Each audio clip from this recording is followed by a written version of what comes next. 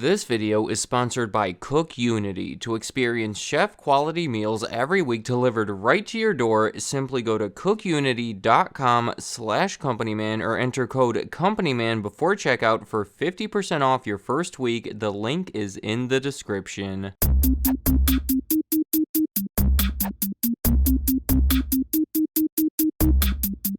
How could you not like a smoothie? It's simple enough. You take some of your favorite fruits, blend them together with some juice or milk, maybe add in yogurt or ice, and that's about it. The result is a convenient, tasty treat that is seemingly healthy. Well, the health content really depends on what you put inside of it, right? It can be deceptively high in sugar, but typically does contain important vitamins and nutrients, and for that reason has traditionally been promoted as a health drink. The origins of a smoothie go way back, because clearly people have been mixing fruits together into a liquid for a long time, but the modern day smoothie in the United States, as we recognize it, has roots going back to the 1920s, correlating with the invention of the electric blender. Then, over the next 100 years or so, they continued to evolve and grow into a multi-billion-dollar industry. There are currently so many different smoothie chains, to a point where most of us do not have to travel far to get to one that has been freshly made right in front of us. These are amazing times to be alive for anybody who likes smoothies, and again, how could you not like a smoothie? Out of all of these restaurants, there are 4 that stand out to me that have not only had the biggest impact on the industry, but have helped popularize the smoothie itself. Starting off with Orange Julius, a brand that has had a few different transformations throughout its almost century-long existence. The name of it comes from Julius Freed, who I think we can safely call a smoothie pioneer. In 1926, he opened up a basic orange juice stand in Los Angeles. Luckily, his real estate agent, Bill Hamlin, had a sensitive stomach. He would get stomach aches from drinking the acidic orange juice. So he mixed the orange juice with some ice and egg whites and other ingredients that came together to form an innovative smoothie-like drink that was much gentler on his stomach. When Julius Freed started selling them at his stand, the customers would come up and say, "I'll take an orange, Julius," and that's where the name came from. Considering it was a brand new drink, unlike anything else people had seen before, sales quickly increased by about 500%, and Orange Julius slowly grew into a national brand. Oddly enough, it was promoted as a devilish good drink, using the devil as their mascot, until Arizona State University took issue with the resemblance to their mascot. In the 1960s, Orange Julius started their first transformation by opening locations inside of shopping malls. It makes sense, people want to sip on an Orange Julius as they're walking around and going shopping. Though I should emphasize that malls themselves were just starting to gain popularity, so Orange Julius quickly established themselves as part of the classic mall experience. I think that's pretty cool. By the 1980s, mall culture was becoming its own thing, and almost anyone associated with it back then could probably tell you some great memories they have involving Orange Julius. Ownership of the brand did switch around a bit during that time, but the significant one was in 1987 when they were bought by Dairy Queen. That's the next transformation. They started opening co-branded locations, and in 2012 announced that Orange Julius items would be sold at almost all Dairy Queens across the country, sort of an attempt to widen their customer base and offer something to people who are looking for a seemingly healthier alternative. So that right there is quite the evolution, from some of the first smoothie stands to being a shopping mall staple to being part of an ice cream shop. Now, even though smoothies originated in modern form in the 1920s and a specific type of smoothie was at the center of a national chain, the drink itself remained relatively unpopular for many decades. Sure, in the 1930s, they were being sold in health food stores. In the 1960s, they were trendy among hippies, but very few businesses were being built around them. Certainly not any of them that we would recognize today. Smoothie King is where we really see the roots of it becoming a mainstream health drink. In the early 1970s, Steve Kenney was a nurse that was dealing with multiple different food allergies, including lactose intolerance, meaning he couldn't drink milkshakes. That's pretty rough, so he set out to make a milkshake equivalent using ingredients that he was able to consume that would also be filled with nutrients. He ended up making these fruity health drinks and served them to some of his patients where he perceived them as having a positive impact. In 1973, he opened a health food store where he could sell these revolutionary new drinks. They weren't even called smoothies yet, by the way. That word wasn't even being used in this context until later in the decade. Toward the end of the 1980s, he opened the first Smoothie King dedicated to selling his special health drinks that quickly became one of the first franchises of of its kind. In 2012, when they had grown to over 600 locations, a man named Won Kim took over the company. He was a franchisee that had been really successful in bringing the concept to South Korea. When he took over, he expressed big plans for the business and has since almost doubled the size of it. Some of the highlights would be in 2014 when the NBA arena where the New Orleans Pelicans play was renamed Smoothie King Center. In 2017, they announced a Clean Blends initiative that restricted the ingredients they use for their smoothies and seemingly made them cleaner and healthier. And in 2023, they were very successful with their introduction of smoothie bowls, selling over 1 million of them within about a month and a half. Smoothie King is undeniably the most successful health-oriented smoothie brand to come out of the 1980s, but there were multiple others popping up back then. Now that the drink was becoming more and more popular and there was an actual word for it, people saw an opportunity to open their own smoothie shops, but they were mostly independent. The first company that demonstrated the true potential for a national smoothie chain was Jamba Juice. In the 1990s, they became known as the corporate smoothie chain that was expanding all across the country. It was started by 26-year-old Kirk Perron in 1990. He was a health enthusiast training for a triathlon, and after his workouts, he would commonly stop at one of those small smoothie shops. He believed it would be a promising business, so he was able to borrow $30,000 from his mother and used it to open his own 700-square-foot smoothie shop that he originally called Juice Club. It almost immediately received a lot of business. After 2 years, he was turning a profit, and after another 2 years, it was doing so well that it caught the attention of a venture capitalist that helped him find investors that catapulted the business to the next level. Their prediction was that smoothies were becoming the next big thing. Regional chains were already starting to emerge around the country, and it wouldn't be long before there's a smoothie shop on every corner. What Starbucks was doing for coffee, they wanted to do for smoothies. That is a common comparison, partially because one of their early investors was none other than Howard Schultz, the head of Starbucks at the time. To separate themselves, they changed their name to something more unique, Jamba being a word in Swahili meaning to celebrate. They came up with a bunch of unique smoothie names and started opening new locations just about as fast as they could. In 1997, they made a deal with Whole Foods to open juice bars inside of their stores, and in 1999, they almost doubled in size to more than 200 locations when they merged with one of their biggest competitors called Zuka Juice. In 2006, Jamba Juice was acquired themselves, and then it happened again in 2018. At that time, the buyer was Focus Brands, who are also the owner of all these other franchises, including Cinnabon and Auntie Anne's. Shortly after the acquisition, they completely changed the brand by remodeling the restaurants, introducing an app, but most notably, they changed the name simply to Jamba. Probably a smart choice because they have a lot of other things on their menu and they wanted their name to reflect that. Plus, it's simpler and it's what a lot of people were calling them anyway. Sadly, I do want to mention that Kirk Perron passed away from heart issues at the age of 56 in 2020. He was completely uninvolved with the company at that point, but he has left behind quite a legacy. Tropical Smoothie Cafe is yet another company that has helped popularize smoothies. It started as like a small smoothie stand on a beach in Florida run by a husband and wife team in 1993, but didn't turn into a proper franchise until about 4 years later, meaning it is newer than anything else I've talked about today, and remarkably is already as big as those others. When measured by number of US locations, these are the 4 biggest smoothie franchises, with Tropical Smoothie Cafe and Smoothie King being neck and neck at that number 1 spot. I think it's interesting that Jamba got rid of the word juice in its name to reflect a broader menu, whereas in the year 2000, Tropical Smoothie added the word cafe to their name to reflect a broader menu. A lot of their success has come from aggressive franchising and, as the name suggests, a tropical beach theme. They decorate with bamboo in the restaurants and celebrate National Flip-Flop Day every year by giving free smoothies to people who come in wearing flip-flops. I don't have as much to say about this one. Smoothies were already fairly popular before Tropical Smoothie Cafe, but they did help propel things even further by becoming the fastest growing smoothie chain. Before I end this video, there is one more thing that I want to talk about that I found to be really interesting. Surf City Squeeze.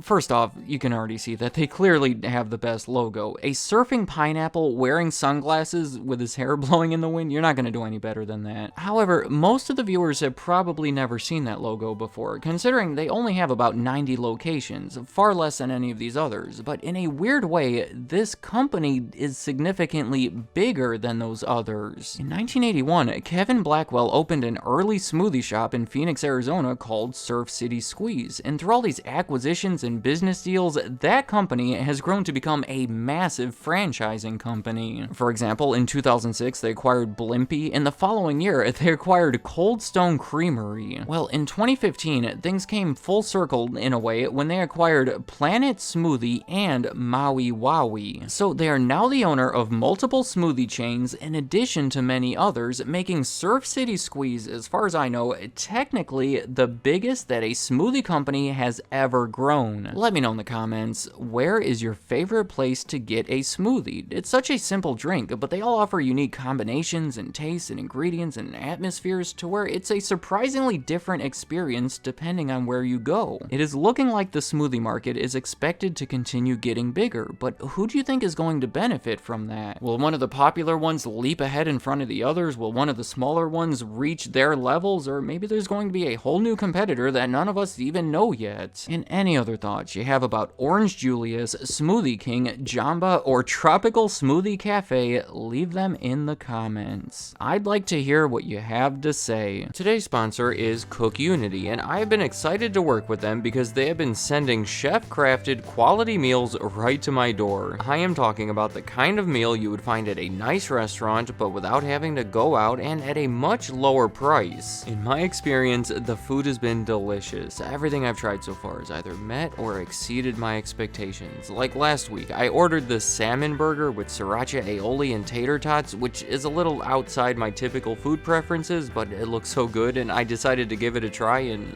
my goodness. Cook Unity works with some of the best chefs in the country to bring creative, delicious meals to you every week. There are hundreds to choose from and the menu is constantly updated. The food is never frozen and arrives in packages that keep fresh in the fridge for up to 7 days. To get started with a great offer, all you have to do is go to cookunity.com/companyman or enter the code companyman before checkout for 50% off your first week. The link is in the description.